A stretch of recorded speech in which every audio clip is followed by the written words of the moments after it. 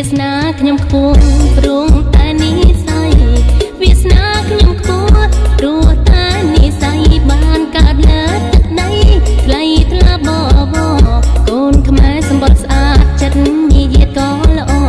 កូនខ្មែរសម្បត្តិស្អាតចិត្តញាតិក៏ល្អពូតកូនខ្មែរអង្គ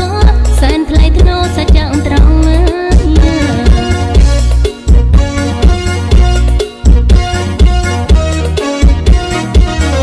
ដីខ្មែរតូចពិតតែគួរឲ្យស្រឡាញ់ដីខ្មែរតូចពិតតែគួរឲ្យស្រឡាញ់មានទីក្រុងភ្នំពេញ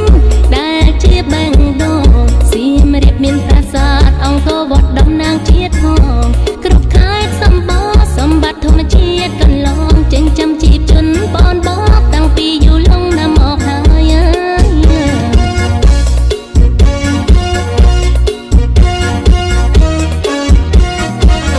ស្ករត្នោតក្រអូបឈ្ងុយមាននៅកំពង់ស្ពឺ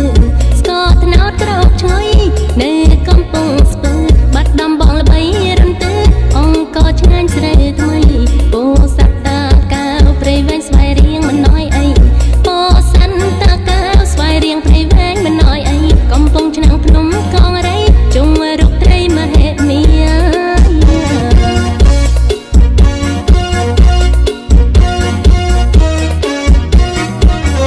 កំពង់សោមកំពតមាត់សមុទ្រជួបជុំកំពង់សោមកំពតមាត់សមុទ្រជួបជុំឆ្នេរកែបបកោគិរីរម្យកងស្រសោភា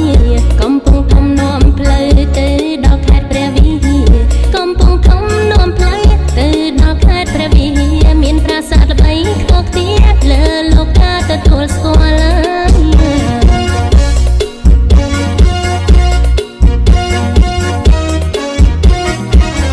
មាប្រាក់ត្បូងពេជ្ររំលេចពណ៌ស្រស់ឆ្អៅឆ្អិនមាប្រាំងត្បូងពេជ្ររំលេចពណ៌ស្រស់ឆ្អៅឆ្អិនសម្បូរនៅក្រុងបៃលិនគ្រប់គ្នាចង់ទៅដល់ដើមឈើប្រណិតនៅគិរីមណ្ឌលរតនគិរីសម្បូរឈើថ្នាំនិងភោគផលទេសភាពត្រកាលនេះមើលបើបានយល់ចិត្តរីករាយ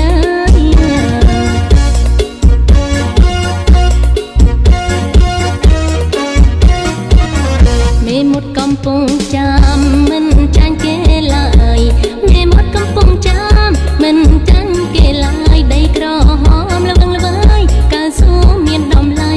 កណ្ដាលចិត្តភ្នំពេញផ្លែឈើច្រើនពេកក្រៃកណ្ដាលចិត្តភ្នំពេញផ្លែឈើច្រើនពេកក្រៃបេះលក់ដូររាល់ថ្ងៃផ្លែអ្វីក៏មាន